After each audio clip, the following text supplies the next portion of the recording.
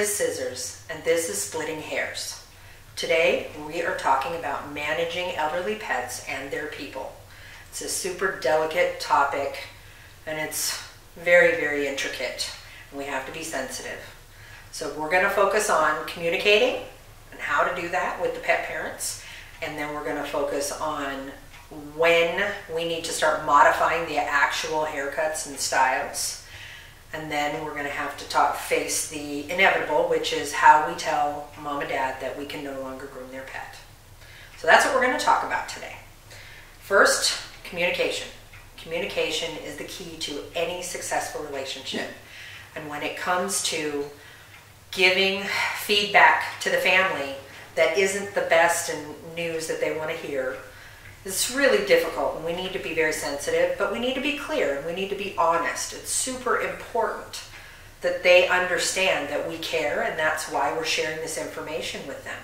Most of the time, we're doing things that mom and dad never do at home, and the family has no knowledge that their pet is struggling during it. So when we face this point in time where they are elderly and they can no longer handle the norm, it's when we start paying attention to those things and we start telling mom and dad. So the communication needs to start first and foremost with just mentioning at the end of a grooming appointment what their experience was like. When you are noticing, you have to pay attention. These dogs that have been on your table for years and years and years, and you know them inside and out, now you're noticing that they're having a hard time. Maybe they're sitting more than they used to. Maybe they're arguing on certain things more than they did ever before. And that is when we start to mention these things to mom and dad. Not beating them over the head and saying, oh my gosh, it's terrible, or it's this or it's that. No, we just mention it. Hey, I noticed today. Very gently and very sincerely, I just noticed that your baby had a little bit harder time today, and that's out of the norm for them. And when they say, why? What do you think that could be? That is your open door to give them clear communication, to start the process of preparing them for the inevitable. And you're going to give them all that information. You're going to tell them, well, we're starting to see the signs of your dog getting older. It's natural. It's the progression. We expect it. It's nothing to freak out about. It's not an emergency. We just want you to be aware of it because it is something we have to start paying attention to. And that's when your conversation can turn into what they can start to expect of their elderly dog, what the progression is going to look like. And you're going to get lots of questions. Be prepared to answer them. What's your protocol in your salon? How do you handle those situations? What you have tried in the past, or depends on the degree of where they're at. But when it first starts, it's just really, really critical that you address it and you touch on it. Let them know, make them aware, be honest and sincere, be sensitive and understanding, because it's difficult for people to hear that. They don't want to hear that their baby's getting older. They just think that they're sleeping a little bit more. So we really have to be gentle with how we address it, but make sure we're addressing it each visit they come. Just give them an update. Oh, she did really good today. She did all right. Great. She didn't do so good this time. She had a hard time. Or he really struggled with the drying today, or he really had difficulty with this. And then you address that, and they're going to ask questions about, well, what do we do? What do we do? And you give them feedback and give them advice. Let them know what they can do. Sometimes that's things like they need to come a little bit more often so that we're doing less to them each time. Maybe there's a couple bath and tidies in between before we do a full haircut. Or sometimes it's, we're going to go a lot shorter so that it lasts a lot longer so they don't have to have as much done to them. It depends. It's a case-by-case basis, and you're really going to have to customize it to that dog and that coat and that family and what the dog's showing you in signs. So you're going to do that each dog. Have that conversation. Make sure you're touching base every single time they come in.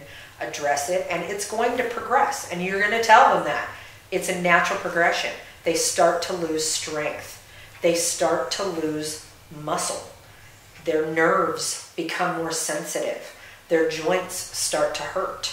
So we start to say these things to them so they're aware of it, and they start paying attention. And when they pay attention, they're going to start seeing what you're telling them. They're going to start noticing that, yeah, you're right, I am noticing that they're having a harder time getting up, or that when they go to sit down, they have to really kind of be careful how they do it or whatever, but they're going to start paying attention, and that's what we want. We want them to be a part of that conversation. If we don't address it and say anything, what ends up happening is they are surprised or shocked when we come to them and say, hey, we can't do what we've always done. They don't understand. They don't understand that just like people, their coat and their body changes as they get older, and they have less hair and they start to not look as beautiful as they once did.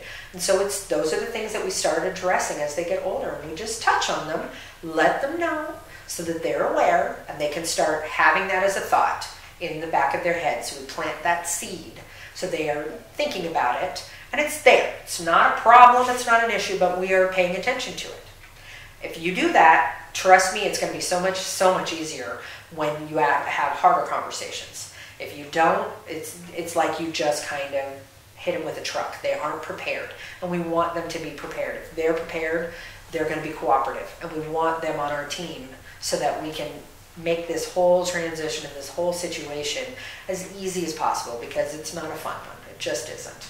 We are at the point where no longer is it just subtle changes, we're noticing bigger changes. We're noticing that they are no longer able to tolerate the brushing, the combing, even sometimes the bathing and the drying, and certainly not the clippers and going down those joints. And when we notice those things start to happen, we've hopefully already started that conversation with mom and dad.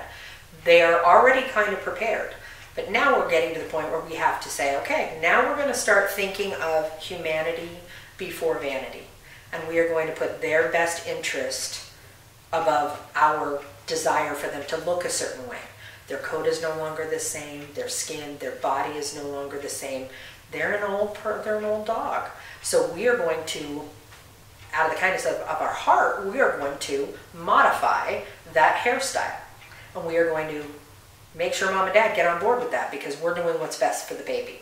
So the baby needs a nice, easy, practical, low maintenance haircut that we can manage quickly and safely, so that we're not putting them through more than is necessary. And that is the conversation you have with mom and dad, that they just have to be realistic about what their pet is going through. And if you are being honest with them and you're being clear with them, they've already heard those things from you, so they're already prepared. If you haven't had those conversations, it's going to be harder for them to hear, because they don't understand why their dog that all its life has been groomed and it's never had a problem, all of a sudden you're telling them that they're having a real hard time. And we don't want that. We want them to get through it as quickly and as painlessly as we can. So when you start using terms like painful, stiff, difficult, that they're not able to do things, that's super helpful. They need, you up the ante on the verbiage, so that if they're not hearing you when you say, oh, they kind of had a hard time, and they don't understand what that means, you're going to have to use a little bit stronger verbiage so that they understand what you mean is they cannot handle it. They could not tolerate it. And when you say these words, they go, whoa, what do you mean? Hold on. It's more serious. And this is serious. We want to be safe. We want to give them the best experience we can safely for them and for us. And sometimes less is more. Sometimes we can't do so much, and we're just going to have to neaten where we can and do the best that we can. And we are hopefully getting mom and dad to understand and be reasonable and understanding that we're trying to do what's best for their dog. If they are on board with that, it's not an issue. We're going to modify that haircut. We're going to make it simple and easy on the dog. We don't care if they're gorgeous anymore, because they're not going to be. No matter, even if they stood like a rock star, it's not going to be the same, because they've just changed with age. So they need to get reasonable. Once you've explained all these things and you're starting to do these modified haircuts, that is where we're going to notice that the dog does a little bit better for us, because we're not doing as much. Sometimes the lumps and the growths, and people don't even understand that if they ask us to go super short because they want it to last a long time, but so much of our equipment will absolutely injure them and really damage those growths if we go too short. And what do? So you say, man, I can't go that short. It's not the right thing to do for your dog. And I am all about what is best for your baby. So we're going to go longer, but we're going to have you come maybe a little bit more often so that we keep her in great shape. Sometimes don't have mole issues and it's no big deal, but they have strength issues and they shake like crazy. They have problems with dryer seizures.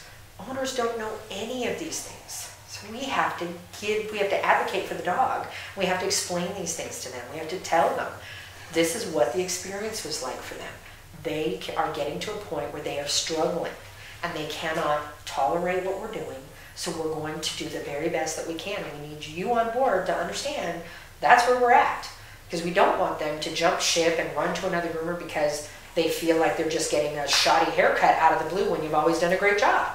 And I have heard that over the years many times. Well, they just stopped doing a good job. And then in walks this 13-year-old elderly dog that obviously cannot handle the grooming anymore. And I said, well, did your groomer talk to you about it? And they go, well, they said that, they were, getting older and not to expect too much. And I go, man, if they had a little bit more in-depth conversation or had prepared them a little bit better, they probably would have still been grooming that dog. Because we want to continue grooming them until the end. Because we know them best. They know what to expect from us. There's a trust there. There's a bond there. So we really want to keep that close to us if we can. After we've given them all of that advice and we've modified their haircuts, if we're still having a hard time, if they're still having dryer seizures, the best thing at that point is the final step is to make sure that you offer, maybe if we have you come and bathe your dog at home and dry your dog at home and then bring it in and we'll just do the haircut as quickly and as safely as we can. Sometimes that's the answer.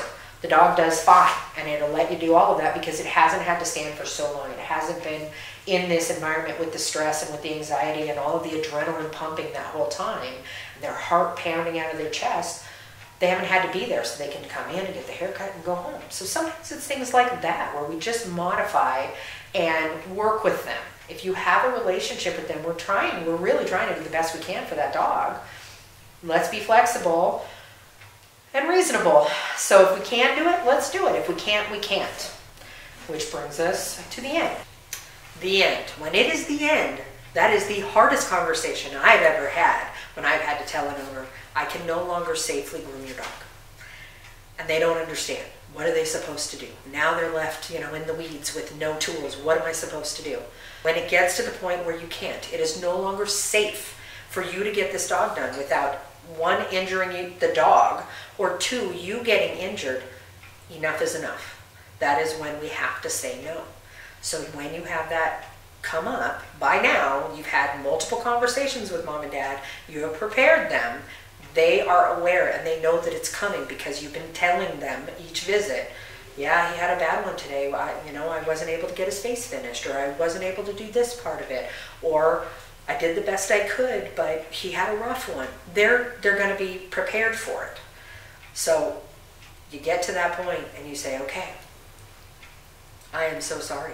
I cannot safely accomplish this anymore. I can't. It breaks my heart to tell you that. I'm so sorry, but I need to tell you that this was her last grooming or his last grooming.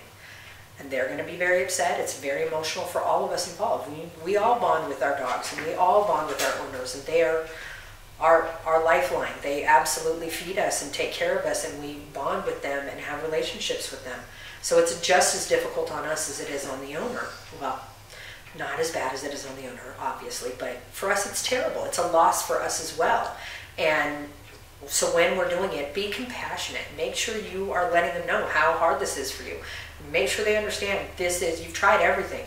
You've exhausted every avenue, and we are at the point where the only option for them is that they're going to have to find a way that they can do it themselves, or they have to take them to a groomer that's in a veterinary hospital. And that way at least they have a support system there medically, so that if the dog has a crisis, there's people there that can handle that and can take care of that.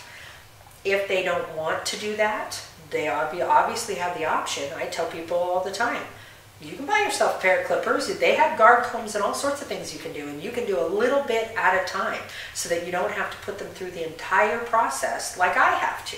And you might be able to get away with that for a while. And who cares what they look like? As long as they're comfortable, that's all that matters. So there's definite options.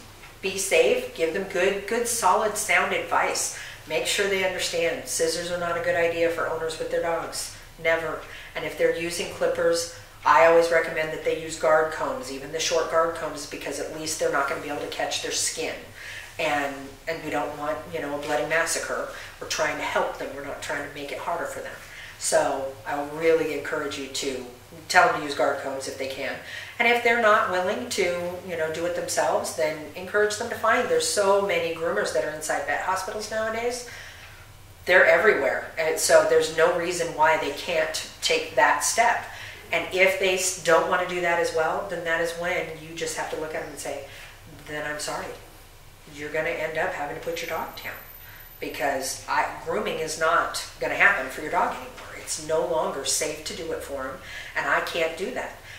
I will also say that we all get the dreaded words from the mom and dad that say, well, we know that they're old, and we know that you know, that something could happen, and we would never blame you. We would totally understand, and it's okay. And I look right at them and I go, no, it's not. I am not okay with that. I don't recover when a pet dies. I'm in your salon. You're not going to recover from that. You never will. It will always stay with you. Even if it had nothing to do with you and you did nothing wrong and it was just a fluke accident or it just was their time, I'm not okay with that. I'm not okay with them passing away in my salon. They need to be with you, mom and dad. They need to be in your arms. They need to be in the comfort of their home, or they need to be with you. They don't need to be in a salon, in a kennel, in a stressful environment. They don't need to be there. That's not okay with me.